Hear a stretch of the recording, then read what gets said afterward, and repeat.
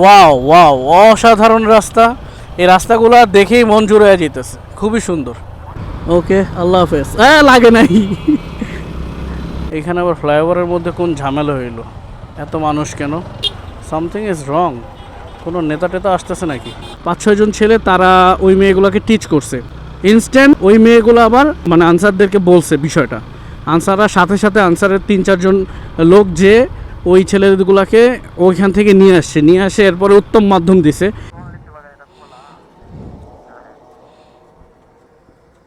এদিকে রোদের আলো কম পড়ে তো আন্দোলন করতে মনে হয় কষ্ট কম হয়, এজন্য সবাই কিছু হইলে যমুনা ঘেরাও করতে চলে আসে। ঘড়ির কাঁটা এখন সময় হচ্ছে সকাল 6টা 30 বা 32। দুঃখের বিষয় হচ্ছে যখন সকালবেলা বাইকটা স্টার্ট দিতে গেছি, তো আমি প্রতিদিন হচ্ছে সকালে কিক দিয়ে স্টার্ট করি। তো আজকে একটু তাড়াহুড়ার কারণে কিক টিকে আর দেই না, আমি সরাসরি বাইকটা সেলফে স্টার্ট দিতে গেছি আর আমার ব্যাটারিটা বসে গেছে। মিটারের মধ্যে যে সময়টা দেখব সেই সুযোগটা হারায় ফেলছি। এখন টাইমটা অ্যাডজাস্ট করব, সেই সময়টাও হাতে নাই, এজন্য বের হয়ে গেছি। গন্তব্য হচ্ছে আমাদের সোনারগাঁতে আমরা হচ্ছে একটু লেচু বাগানটা ঘুরে আসব এবং আপনাদের সাথে শেয়ার করব লেচু বাগানের সব কিছু। ঢাকার অদূরেই একটা জায়গা যেখানে হচ্ছে বাংলাদেশের সবার আগে লিচু ওই জায়গাটাতে হয়, ওই বাগানের লিচুটাই সবার আগে হচ্ছে আমরা ঢাকা শহরের মধ্যে খেতে পাই। এরপরে হচ্ছে যখন এই জায়গার লিচু শেষ হয়ে যায় তারপরে হচ্ছে দিনাজপুরের লিচুটা আমরা পাই। তো চলেন আমরা যেতে থাকি এবং আপনাদেরকে কিছু ইতিহাস ঐতিহ্যের সাথে ঘুরায় নিয়ে আসি। ঢাকা শহরের যতগুলো রাস্তা আছে এর মধ্যে এই রাস্তাটা হচ্ছে আমার কাছে মানে অনেক প্রিয় একটা রাস্তা। খুবই নিরিবিলি, নির্ঝঞ্ঝাট এবং সবুজে ঘেরা, মানে এত সুন্দর, মানে বলার মতো না। মনে হইতেছে যে একদম বোটানিক্যাল গার্ডেনের ভেতরে কোনো একটা রাস্তা করে দিছে। এই রাস্তাটা খুবই ভালো লাগে আর এই জন্যই মনে হয় মানুষ একটু বেশি বেশি আন্দোলন করতে আসে, চল যমুনায় যাই। এদিকে রোদের আলো কম পড়ে তো আন্দোলন করতে মনে হয় কষ্ট কম হয়, এজন্য সবাই কিছু হইলে যমুনা ঘেরাও করতে চলে আসে। জায়গাটা আসলেই সুন্দর, খুবই ভালো লাগার মতো। আপনারা প্রাকৃতিক পরিবেশটা দেখেন চারিপাশের, দেখলেই মন জুড়ে যাবে। এখন আছে হচ্ছে মেয়র হানি ফ্লাইওভারে, যাব হচ্ছে শনিয়াখড়া দিয়ে, শনিয়াখড়া হয়ে সাইনবোর্ড পার হয়ে কাঁচপুর ব্রিজ পার হয়ে তারপরে হচ্ছে যাচ্ছি সেই গন্তব্যের উদ্দেশ্যে। ওইখানে বেশ কিছু লিচু বাগান আছে এবং যদি নসিবে থাকে তাহলে আমরা গাছ থেকে লিচু পেরে খেতে পারবো, আর যদি না থাকে সেটা আলাদা বিষয়। যাত্রাবাড়ি আইডিয়াল হাই স্কুল, এই স্কুলেই হচ্ছে আমার পড়াশোনা। মূলত হচ্ছে আমি তো যাত্রাবাড়িতে বেড়ে উঠছি, ছোট থেকে বড় হয়েছি। এখন কাজের প্রয়োজনে জীবিকার তাগিদে হচ্ছে আমার শিফট হওয়া লাগছে অন্য একটা এলাকাতে। ওয়েদারটা সকালে যখন বের হয়েছিলাম প্রচণ্ড পরিমাণে রোদ ছিল, মানে মনে হয়েছিল যে ঝামেলা, বাট বৃষ্টি নেমে যাইতেছে। বলতে না বলতে বৃষ্টির কবলে পড়ে গেলাম। ক্যামেরাটাকেও ভেতরে রাখার কোনো উপায় পাইতেছি না। যাত্রাবাড়ি ফ্লাইওভার থেকে নামার পথে বৃষ্টি, সেটা শেষ হলো হচ্ছে সোনারগাঁ ঢোকার পরে। পানাম সিটি এখন পর্যন্ত খোলে নাই, আমরা পাশের একটা গেট ছিল ওইখান দিয়ে হচ্ছে ভেতরে আসলাম। টিকিট কাউন্টার মনে হয় এখন পর্যন্ত বন্ধ। এই যে অবিবাহিত সিঙ্গেল মেরাজ। আচ্ছা দেখি এখন আসলে কি হয় এখানে। আমরা হচ্ছে পানাম সিটিতে আসার পরে গেট খোলে নাই, আমাদের আরও 1 ঘন্টা সময় লাগবে পানামে ঢোকার জন্য। তো পানামের পাশে হচ্ছে এই জায়গাটা, তো এইখানে আমরা হচ্ছে একটু সময় কাটাইতেছি যাতে গেটটা ওপেন হলে ভেতরে যেতে পারি। এর মধ্যে এখানে একটা আম গাছ আছে, তো আম গাছটা থেকে প্রচুর পরিমাণে আম নিচে পড়ছে। তুমি একটু ক্লোজ শটে দেখাও, প্রচুর আম নিচে পড়ছে তা, এবং আমগুলো পচে একেবারে গন্ধ ছুটে গেছে। তা আমরা এর মধ্যে মূলত দেখতেছি কয়েকজন মহিলা এসে এই পচা আমগুলোকে টোকাইতেছে। আমাদের একটু কিউরিওসিটি হলো যে ঘটনাটা কি একটু জানি, ওনাদের জিজ্ঞেস করলাম। তো ওনারা বললো এই আমগুলো নিয়ে যে হচ্ছে এগুলোকে হচ্ছে জাল দিবে, জাল দিয়ে গলাবে, গলায় আমসত্ব বানাবে। আর আমরা যে বিশেষ করে মেয়েরা এই যে স্কুলের বা হচ্ছে বিভিন্ন জায়গায় আমসত্ব বিক্রি করে আমরা ওগুলো খাই, আসলে আমগুলোর সোর্স কী বা কোত্থেকে আসে জানি না। তো ঘটনাটা হচ্ছে এরকম যে এই যে পচা আমগুলো থাকে, ফাটা আমগুলো থাকে, এগুলাকে নিয়ে যেয়েই হচ্ছে আপনার আমসত্ব বানানো হয়, ঠিক আছে? তো এগুলো থেকে সবাই একটু কেয়ারফুল থাকবে।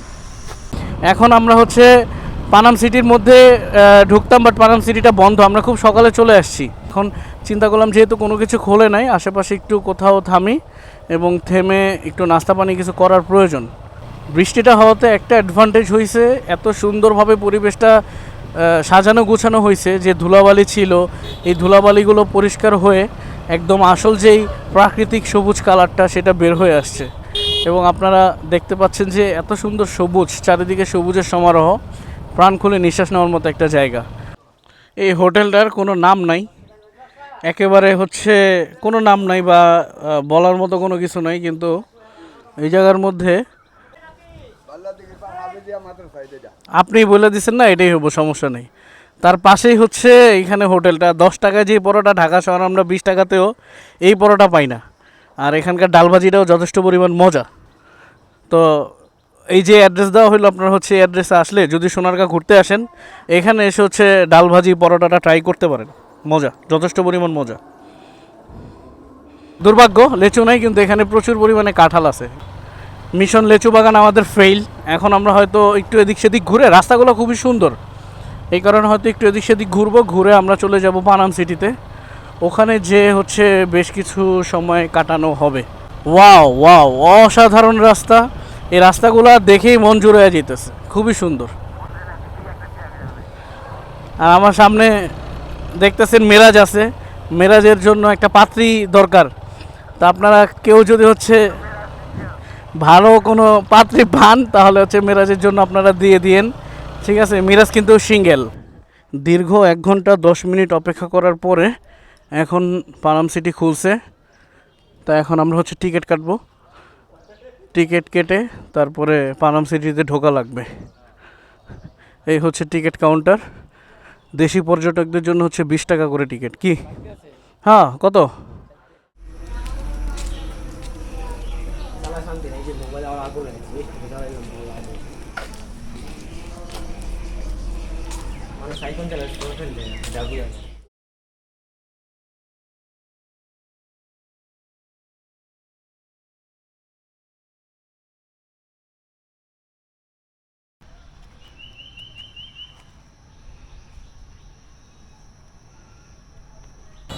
দুঃখ এবং ভারাক্রান্ত মন নিয়ে পানাম সিটি থেকে বের হয়ে গেলাম। প্রথমত সকালবেলা আসলাম, সকালবেলা ঢুকতে পারলাম না, আমাদের 10টা পর্যন্ত অপেক্ষা করতে হয়েছে। এরপরে 10টা বাজে যখন ঢুকলাম, তো আমি হচ্ছে টিকিট কাউন্টারের সামনে হচ্ছে কথাবার্তা বলতেছিলাম। তো তখন সিকিউরিটি গার্ড এসে বলে দিল যে এইখানে কোনো প্রকার কথাবার্তা বা ব্লগিং করা যাবে না, এখানে যদি আপনারা শুটিং বা ব্লগিং করেন আলাদা চার্জ পে করতে হয়। তো এই জন্য ওইভাবে করে আর কোনো করি নেই। তাদের আইনের প্রতি আমি যতটুকু সম্ভব সম্মান দেখাইছি, এবং আমি পানাম সিটির ভেতরে 2-1টা শুধু সিনেমাটিক শট ছাড়া আমি তেমন কোনো ভিডিও করিনি, এবং সেগুলো আপনাদেরকে ইতিমধ্যে দেখাইছি। আর দ্বিতীয়ত সবচেয়ে ভালো একটা জিনিস যেটা লাগছে পানাম সিটিতে, আমি হচ্ছে পানাম সিটিতে প্রতি বছরই আসা হয়তো, লাস্ট হয়তো মানে 24-এ আসা হয় নাই। তো 23 সালেও যখন আসছি, পানাম সিটির ভেতরকার আনসার ছিল, বাট সিকিউরিটি ব্যবস্থাটা ওই রকম ভালো ছিল না। বাট এইবার সিকিউরিটি ব্যবস্থা দেখে জাস্ট অবাক হয়ে গেলাম। কিছু স্কুল বা কলেজ পড়ুয়া মেয়ে আছে যারা হচ্ছে পানামে ঘুরতে আসছে, 5 থেকে 6 জন হবে। তো তারা একটা সাইডে যেয়ে হয়তো বসছে বা আড্ডা দিছে। ওই সময়টাতে কতগুলো ছেলে, 5-6 জন ছেলে হবে আর কি, 5-6 জন ছেলে তারা ওই মেয়েগুলোকে টিচ করছে। তো ইনস্ট্যান্ট ওই মেয়েগুলো আবার আনসারদেরকে মানে আনসারদেরকে বলছে বিষয়টা। আনসাররা সাথে সাথে আনসারের 3-4 জন লোক যে ওই ছেলেগুলোকে ওইখান থেকে নিয়ে আসে এরপরে উত্তম মাধ্যম দিছে। আমি আপনাদেরকে আসলে ভিডিও করি নাই, কারণ এরা তো সবাই হচ্ছে টিনেজার, এদের বয়স কম, ভুলভ্রান্তি হবে এবং এগুলো শুধরাবে, ভবিষ্যতে ভালো মানুষ হবে। তো তাদের কোনো ফুটেজ দিয়ে ব্যক্তিগতভাবে এবং পারিবারিকভাবে হেয় প্রতিপন্ন করা আমার উদ্দেশ্য না, এই জন্য আমি কোনো ভিডিও করি নাই। তবে এই জিনিসটা খুবই ভালো লাগছে যে পানাম সিটির মধ্যে এখন সিকিউরিটি আছে, যে 4-5 জন মেয়ে একা ঘুরতে আসছে। আগে দেখতাম চিপা চাপার মধ্যে বসে অনেক নেশাপানি করতো বা অনেক ব্যাপার স্যাপার ছিল, যে জিনিসগুলো এখন পানাম সিটির মধ্যে একেবারেই নাই। এবং ইন্টারেস্টিং পার্ট হচ্ছে এখানে অ্যাডিশনালভাবে ট্যুরিস্ট পুলিশও অ্যাড হয়েছে। ট্যুরিস্ট পুলিশরা তারা বাইক নিয়ে হচ্ছে টহল দিতেছে, এই মাথা থেকে ওই মাথা বাইক নিয়ে টহল দিতেছে, যে কোনো ইস্যু আছে কিনা এই জিনিসগুলো ফলো আপের মধ্যে রাখছে। তো ওভারঅল সব কিছু দেখে মনে হলো যে না, ইটস ওকে, পানাম সিটিটা এখন অনেকটাই সেফ। সো আপনারা চাইলে এসে ঘুরে যেতে পারেন। তবে অবশ্যই ভালো ওয়েদারে আসবেন, না হলে এই জায়গাটা আপনাদের কাছে একদম মরুভূমি এবং খুবই ময়দান, মানে খুবই খুবই মানে এক্সস্টেড লাগবে, ভালো লাগবে না। এখানকার রাস্তাটা একটু ডিফারেন্স, কালারফুল রাস্তা, আপনারা আগে দেখছেন কিনা জানি না। আপনার হচ্ছে একটু রেড টাইপের শেড, তারপর আবার একটু গ্রে টাইপের শেড, এরকম শেড শেড হওয়ালা রাস্তাটা খুবই সুন্দর, একটু মানে ঝাঁকুনি আছে কিন্তু সুন্দর, রাস্তাটা সুন্দর। আগে একটা সময় আমরা হচ্ছে দেখতাম, আপনারা দেখতে পাইতেছেন হাইওয়ের মধ্যে হচ্ছে কোনো প্রকার অটো রিক্সা বা রিক্সা ছিল না, হাইওয়েতে ছিল কি সিএনজির একটু ঝামেলা ছিল, উল্টা পথে সিএনজি আসতো। বাট বর্তমানে হাইওয়ের মধ্যে প্রচুর পরিমাণে অটো রিক্সা, মানে এটা জিনিসটা আমার খুবই হচ্ছে অবাক করছে। একটা হাইওয়ের মধ্যে, এবং এটা যেন তেন হাইওয়ে না, এটা ঢাকা চিটাং হাইওয়ে, ঠিক আছে, ঢাকা কুমিল্লা হাইওয়ে, সরি, ঢাকা কুমিল্লা হাইওয়ের মধ্যে এরকম ভয়ঙ্কর অবস্থা যে আপনার রোডের মধ্যে দিয়ে অটো রিক্সা আসতেছে এবং সেটা উল্টা পথে। এই জিনিসগুলোর কারণে অ্যাক্সিডেন্ট প্রবণতা অনেক পরিমাণে বাড়ছে। অ্যাক্সিডেন্টের হাত থেকে বাঁচতে হলে আসলে অটোরিকশাগুলোকে উপরে ওঠা সবার আগে থামানো লাগবে। বাট আসলে আমাদের বাংলাদেশে কোনো কিছুই, সব কিছুই সম্ভব, আবার কোনো কিছুই সম্ভব না, ব্যাপারটা হয়ে গেছে এইরকম। আজকে ওয়েদারটা আমাদেরকে খুব ভালো রকমের ব্যাড বাস দিয়ে দিছে। যে প্ল্যান নিয়ে আসছিলাম ওই প্ল্যানের 10 ভাগের 2 ভাগ এক্সিকিউট করতে পারি নাই। তার আগে হচ্ছে সব কিছু শেষ। 1 নম্বর হচ্ছে সকালবেলা যখন বের হলাম ভালোই ওয়েদার ছিল, সানি একটা ওয়েদার ছিল, কিন্তু তার পরবর্তী সময়ে আমরা যখন কাঁচপুর ব্রিজ পার হয়েছি এরপরেই মোটামুটি বৃষ্টি শুরু হয়েছে। সেই বৃষ্টিতে হচ্ছে অর্ধেক ভিজলাম, ভেজার পরে যখন আগাইতেছিল বৃষ্টিতে ভেজলাম, এবং ভিজার পরে যখন আমরা সামনের দিকে আগালাম শরীর ভেজা, বাইকের কন্ডিশন খারাপ হয়ে গেছে সব কিছু মিলে। এরপরে যখন আমরা পানাম সিটিতে ঢুকলাম, পানাম সিটিতে ঢোকার পরে দেখি আরেক সিন, প্রচণ্ড পরিমাণে গরম। এই গরমের কারণে আরও হচ্ছে কোনো ঘোরা, আমাদের আরও সোনারগাঁ জাদুঘর থেকে শুরু করে সব প্রত্যেকটা জায়গা ঘোরার একটা প্ল্যান ছিল, কিন্তু ঘোরা আর হলো না আলটিমেটলি। এই জায়গাটায় কোনো একটা পরিত্যক্ত নাকি রানিং বুঝে যেতেছে না, একটা মিল ফ্যাক্টরি টাইপের কিছু একটা আছে। এনিওয়ে রাস্তাটা আগে থেকে ওয়াইড করছে, এই কারণে অনেক সুন্দর হয়েছে রাস্তাটা। আপনাদেরকে এই রাস্তাটুকু দেখানোর একটাই কারণ, এই রাস্তার সাথে আমার প্রচণ্ড পরিমাণে ইমোশন জড়ায় আছে। মূলত এইখানে মানে আমার বেশ কিছু বছর থাকা হয়েছে এই রায়েরবাগে, এটা হচ্ছে রায়েরবাগ এই এলাকাটা।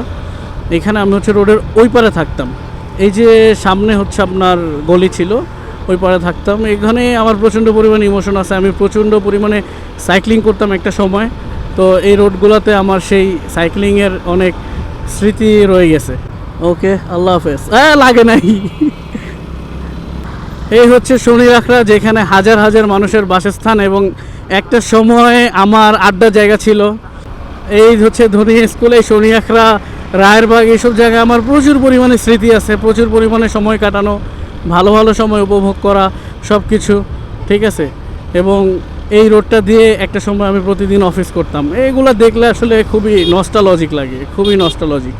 এই হচ্ছে আমি মেয়র হানিফ ফ্লাইওভারে উঠে গেলাম, এবং এখান দিয়ে হচ্ছে আমি গন্তব্যের উদ্দেশ্যে রওনা করতেছি বাসার দিকে, ওয়ে টু মিরপুর। এখন হচ্ছে চানখারপুল দিয়ে নামতে গেলে আপনার টোল আগেই দেওয়া লাগবে, এখানে হচ্ছে টোল নিয়ে নিতেছে আগেই, যাতে আপনার ওই পাশে টোল দেওয়ার কোনো ঝামেলা না থাকে। আসলে অনেক দিন ধরে আসা হয় না, তো এই জায়গার সিস্টেমগুলো আসলে ভুলে গেছি বা জানি না, নতুন যে এই সিস্টেমগুলো চালু হয়েছে। ওই যে দেখা যাইতেছে যাত্রাবাড়ি টনি টাওয়ার, এই টনি টাওয়ারের নিচে আড্ডা দিতে দিতে হচ্ছে আমি ছোট থেকে বড় হয়েছি। এই টনি টাওয়ার ঘিরে আমার অনেক পরিমাণে স্মৃতি রয়েছে। The most emotional, most memorable part for me, Jatrabari Ideal High School. এই যাত্রাবাড়ি আইডিয়াল হাই স্কুলেই হচ্ছে আমি পড়াশোনা করেছি, আর এখানে আমার প্রচুর স্মৃতি। আসলে সত্যি কথা বলতে, পুরাতন যে কোনো জিনিস আপনি যখন দেখবেন, অনেক দিন আপনার ধরাছোঁয়ার বাহিরে থাকবে, তখন ওই জিনিসগুলো দেখলে আপনি নিজে থেকে হচ্ছে একটু নস্টালজিক হয়ে যাবেন। বাইক নিয়ে হচ্ছে ওঠার পথেই টোল দিয়ে আসছি, এই জন্য এখন আর কোনো টোল দেওয়ার প্রয়োজন নেই। এখানে আবার ফ্লাইওভারের মধ্যে কোন ঝামেলা হইলো, এত মানুষ কেন? যাই হোক, কোনো একটা সামথিং ইজ রং। কোনো নেতা টেতা আসতেছে নাকি? পেছনে একটা বিএমপির গাড়ি দেখলাম। এই জন্য কি ফ্লাইওভারের থেকে নামবে, নেমে তারপরে তারা দৌড়াদৌড়ি করবে। এত মানুষ ফ্লাইওভারের উপরে, ও মা, দোতলা বাস থেকে ফ্লাইওভার দিকে মানুষ নামতেছে। এখানে হয়তো কোনো দলের কোনো নেতার আগমন ঘটছে বা কিছু একটা সামথিং।